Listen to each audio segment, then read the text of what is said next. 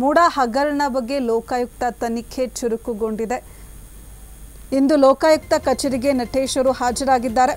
ತನಿಖೆಗೆ ಹಾಜರಾಗುವಂತೆ ನಟೇಶ್ಗೆ ಲೋಕ ನೋಟಿಸ್ ಕೊಟ್ಟಿತ್ತು. ಮೈಸೂರಿನ ದಿವಾನ್ಸ್ ರಸ್ತೆಯಲ್ಲಿರುವ ಲೋಕಾಯುಕ್ತ ಕಚೇರಿ, ಲೋಕಾಯುಕ್ತ ಎಸ್ಪಿ ಉದೇಶ್ ಅವರ ನೇತೃತ್ವದಲ್ಲಿ ನಟೇಶ್ ವಿಚಾರಣೆ. ಈ ಹಿಂದೆ ಮೈಸೂರು ಮೂಡಾದ ಆಯುಕ್ತರಾಗಿದ್ದರು ನಟೇಶ್ ಅವರು. ಸಿಎಂ ಪತ್ನಿ ಪಾರ್ವತಿ ಅವರಿಗೆ 14 ಸೈಟ್ ಮಂಜೂರು ಮಾಡಿದ್ದ ನಟೇಶ್, ಈ ಸಂಬಂಧ ತನಿಖೆಗೆ ಹಾಜರಾಗುವಂತೆ ನಟೇಶ್ ಅವರಿಗೆ ನೋಟಿಸ್ ನೀಡಲಾಗಿತ್ತು. ಈಗಾಗಲೇ ಮೂಡಾ ಕೇಸ್ನಲ್ಲಿ ಇಡಿ ತನಿಖೆಯನ್ನು ನಟೇಶ್ ಅವರು ಎದುರಿಸಿದ್ದಾರೆ. ಮೂಡಾ ಹಗರಣದ ಬಗ್ಗೆ ಲೋಕ ಮತ್ತು ಇಡಿ ತನಿಖೆಯನ್ನು ಚುರುಕುಗೊಳಿಸಿರುವಂಥದ್ದು. ನವೆಂಬರ್ 19ನೇ ತಾರೀಕು ಅಂದರೆ ಇವತ್ತು ವಿಚಾರಣೆಗೆ ಹಾಜರಾಗಬೇಕು ಅಂಥೇಳಿ ನಟೇಶ್ ಅವ್ರಿಗೆ ಲೋಕ ನೋಟಿಸನ್ನು ಕೊಟ್ಟಿತ್ತು. ಅದರಂತೆ ನಟೇಶ್ ಅವರು ಲೋಕಾಯುಕ್ತ ಕಚೇರಿಗೆ ಹಾಜರಾಗಿದ್ದಾರೆ. ಮೈಸೂರಿನ ದಿವಾನ್ಸ್ ರಸ್ತೆಯಲ್ಲಿ ಲೋಕಾಯುಕ್ತ ಕಚೇರಿ ಇದೆ. ಲೋಕಾಯುಕ್ತ ಎಸ್ಪಿ ಉದೇಶ್ ಅವರ ನೇತೃತ್ವದಲ್ಲಿ ನಟೇಶ್ ವಿಚಾರಣೆ ನಡೀತಾ ಇದೆ. ಈ ಹಿಂದೆ ಮೈಸೂರು ಮೂಡಾದ ಆಯುಕ್ತರಾಗಿದ್ದರು ನಟೇಶ್ ಅವರು. ಸಿಎಂ ಪತ್ನಿ ಪಾರ್ವತಿ ಅವರಿಗೆ 14 ಸೈಟನ್ನು ಮಂಜೂರು ಮಾಡಿದ್ರು.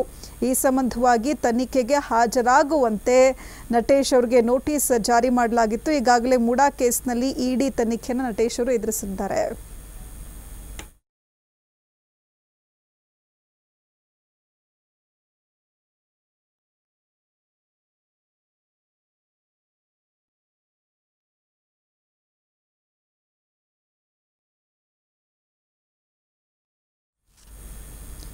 ಮೂಡಾ ಹಗರಣಕ್ಕೆ ಸಂಬಂಧಪಟ್ಟಂತೆ ಲೋಕ ತನಿಖೆ ಚುರುಕುಗೊಂಡಿರುವಂಥದ್ದು. ಇವತ್ತು ಲೋಕಾಯುಕ್ತ ಕಚೇರಿಗೆ ನಟೇಶ್ ಅವರು ಹಾಜರಾಗಿದ್ದಾರೆ. ತನಿಖೆಗೆ ಹಾಜರಾಗುವಂತೆ ನಟೇಶ್ ಅವರಿಗೆ ಲೋಕ ನೋಟಿಸನ್ನು ಜಾರಿ ಮಾಡಿತ್ತು. ಮೈಸೂರಿನ ದಿವಾನ್ಸ್ ರಸ್ತೆಯಲ್ಲಿ ಲೋಕಾಯುಕ್ತ ಕಚೇರಿ ಇದೆ. ಲೋಕಾಯುಕ್ತ ಎಸ್ಪಿ ಉದೇಶ್ ಅವರ ನೇತೃತ್ವದಲ್ಲಿ ನಟೇಶ್ ವಿಚಾರಣೆ. ಈ ಹಿಂದೆ ನಟೇಶ್ ಅವರು ಮೈಸೂರು ಮೂಡಾದ ಆಯುಕ್ತರಾಗಿದ್ದರು. ಸಿಎಂ ಪತ್ನಿ ಪಾರ್ವತಿ ಅವರಿಗೆ 14 ಸೈಟ್ ಮಂಜೂರು ಮಾಡಿದ್ದ ನಟೇಶ್ ಅವರು. ಈ ಸಂಬಂಧವಾಗಿ ತನಿಖೆಗೆ ಹಾಜರಾಗುವಂತೆ ನೋಟಿಸನ್ನು ಜಾರಿ ಮಾಡಲಾಗಿತ್ತು. ಈಗಾಗಲೇ ಮೂಡಾ ಕೇಸ್ನಲ್ಲಿ ಇಡಿ ತನಿಖೆಯನ್ನು ನಟೇಶ್ ಅವರು ಎದುರಿಸಿದ್ದಾರೆ.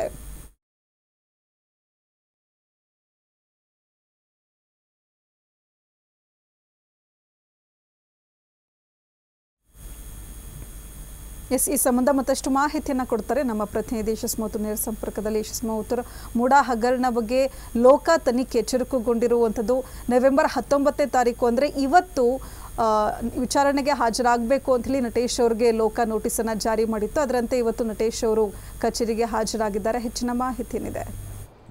ಹೌದು ಅಂಕಿತ, ಭಾಳ ಪ್ರಮುಖವಾಗಿ ಈಗಾಗಲೇ ಮೈಸೂರು ನಗರಾಭಿವೃದ್ಧಿ ಪ್ರಾಧಿಕಾರದಲ್ಲಿ ನಡೆದಂತಹ ಬ್ರಹ್ಮಾಂಡ ಭ್ರಷ್ಟಾಚಾರದ ಆರೋಪ ಏನಿದೆ, ಈ ಒಂದು ಆರೋಪದಡಿಯಲ್ಲಿ ಈಗಾಗಲೇ ಸಾಕಷ್ಟು ಸಮಗ್ರ ತನಿಖೆ ಆಗ್ತಾ ಇರ್ತಕ್ಕಂಥದ್ದು. ವಿವಿಧ ಒಂದು ಸಂಸ್ಥೆಗಳ ಅಡಿಯಲ್ಲಿ, ತನಿಖಾ ಸಂಸ್ಥೆಗಳ ಅಡಿಯಲ್ಲಿ ಈಗಾಗಲೇ ಏನು ತನಿಖೆ ಚುರುಕಾಗಿಕೊಂಡಿದೆ.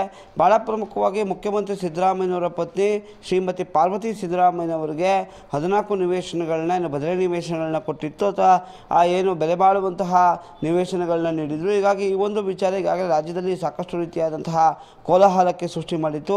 ಈ ಒಂದು ನಿವೇಶನವನ್ನು ಮಂಜೂರು ಮಾಡಿಕೊಟ್ಟಂತಹ ಆಯುಕ್ತ ನಟೇಶ್ ಅವರ ಒಂದು ಲೋಕಾಯುಕ್ತ ತನಿಖೆ ಇದೆ. ಈ ಒಂದು ಲೋಕಾಯುಕ್ತ ಕಚೇರಿಗೆ ಈಗಾಗಲೇ ನಟೇಶ್ ಅವರು ಕೂಡ ಇವತ್ತು ಭಾಗವಹಿಸ್ತಾರೆ. ಹಾಗೂ ಅಲ್ಲಿ ಆ ಒಂದು ತನಿಖೆಯಲ್ಲಿ ಸಂಪೂರ್ಣವಾಗಿ ನಟೇಶ್ ಅವ್ರನ್ನ ಡ್ರಿಲ್ ಮಾಡಲಾಗುತ್ತೆ. ಯಾವ ಆಧಾರದ ಮೇಲೆ ಏನು ಪಾರ್ವತಿ ಸಿದ್ದರಾಮಯ್ಯನವರಿಗೆ ನಿವೇಶನವನ್ನು ಕೊಟ್ಟಾಯಿತು, ಆದರೆ ಕಾನೂನಿನ ಪ್ರಕಾರ ಈ ಒಂದು ನಿವೇಶನ ಅಥವಾ 50-50 ಅನುಪಾತದ ನಿರ್ಣಯವೇ ಆಗಿಲ್ಲ ಎನ್ನುವಂಥದ್ದಿದೆ. ಹಾಗೂ 50-50 ಅನುಪಾತದ ನಿರ್ಣಯವನ್ನು ಆಗಿಲ್ಲ ಅನ್ನುವಂಥದ್ದು ಕೂಡ ಈಗಾಗಲೇ ಏನು ಮುಖ್ಯ ನ್ಯಾಯಮೂರ್ತಿಗಳು ಕೂಡ ಈಗಾಗಲೇ ಆ ಒಂದು ಅವರು ಕೊಟ್ಟಂತಹ ತೀರ್ಪಿನಲ್ಲೂ ಕೂಡ ಹೇಳಿರ್ತಕ್ಕಂಥದ್ದು. ಹಾಗೂ ಭಾಳ ಪ್ರಮುಖವಾಗಿ ಈ ಒಂದು 50-50 ಅನುಪಾತ ನಿರ್ಣಯವನ್ನು ಸರ್ಕಾರಕ್ಕೂ ಕೂಡ ಕಳಿಸ್ತಿಲ್ಲ. ಹಾಗೂ ನವೆಂಬರ್ ತಿಂಗಳಲ್ಲಿ ಇದೇ ಸರ್ಕಾರ, ಅಂದರೆ ಕಾಂಗ್ರೆಸ್ನ ಸರ್ಕಾರ, ಈ ಒಂದು 50-50 ಅನುಪಾತದಿಂದ ಅನಾನುಕೂಲ ಆಗ್ತಾ ಇದೆ. ಸರ್ಕಾರದ ಅಥವಾ ಪ್ರಾಧಿಕಾರದ ಆಸ್ತಿ ಏನು ಮಣ್ಪಾಲಾಗ್ತಾ ಇರ್ತಕ್ಕಂಥದ್ದು, ಹಾಗೂ ಆರ್ಥಿಕವಾದಂತಹ ಪ್ರಾಧಿಕಾರಕ್ಕೆ ನಷ್ಟ ಆಗ್ತಾ ಇದೆ ಅಂತೇಳಿ ಈ ಒಂದು 50-50 ಅನುಪಾತವನ್ನು ಕ್ಯಾನ್ಸಲ್ ಕೂಡ ಮಾಡಲಾಗಿತ್ತು.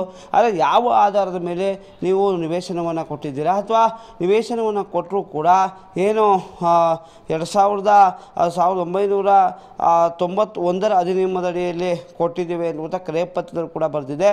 ಆದರೆ ಆ ಒಂದು ಅಧಿನಿಯಮವನ್ನು ನೋಡೋದಾದರೆ ಆದರೆ ಏನು 2 ನಿವೇಶನಗಳು ಬರಬೇಕಾಗ್ತದೆ.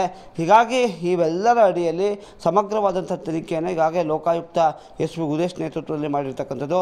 ಈಗಾಗಲೇ ಸಂಪೂರ್ಣವಾದಂಥ ತನಿಖೆ ಮುಗಿದಿದೆ. ಈಗ ಏನು ಲೋಕಾಯುಕ್ತ ವಿಚಾರಣೆಗೆ ಈಗಾಗಲೇ ಪ್ರಾಸಿಕ್ಯೂಷನ್ಗೆ ಅರ್ಜಿಯನ್ನು ಹಾಕಿದ್ರು. ಪ್ರಾಸಿಕ್ಯೂಷನ್ ಕೂಡ ಅನುಮತಿಯನ್ನು ಕೊಟ್ಟಿದೆ. ಈಗ ನಟೇಶ್ ಅವರ ಒಂದು ಸಂಪೂರ್ಣವಾದಂತಹ ಒಂದು ಡ್ರಿಲ್ ನಡೀತಿದೆ. ಈ ಒಂದು ತನಿಖೆಯ ಒಳಪಟ್ಟ ನಂತರ ಯಾವ ರೀತಿಯಾದಂತಹ ಮಾಹಿತಿಗಳು ಲಭ್ಯ ಆಗುತ್ತೆ, ಆ ಒಂದು ಮಾಹಿತಿಯನ್ನು ಸಂಗ್ರಹಿಸಿ ಲೋಕಾಯುಕ್ತ ಚಾರ್ಜ್ ಶೀಟನ್ನು ರೆಡಿ ಮಾಡುತ್ತೆ. ಹಾಗೂ ಅದಕ್ಕೂ ಮುಂಚೆ ಕೋರ್ಟ್ಗೆ ಈ ಒಂದು ತನಿಖಾ ವರದಿಯನ್ನು ಕೊಡಬೇಕಾಗ್ತದೆ. ತದನಂತರ ಮುಂದಿನ ಪ್ರಕ್ರಿಯೆಗಳು ನಡೀತಾ ಇರ್ತಕ್ಕಂಥದ್ದು.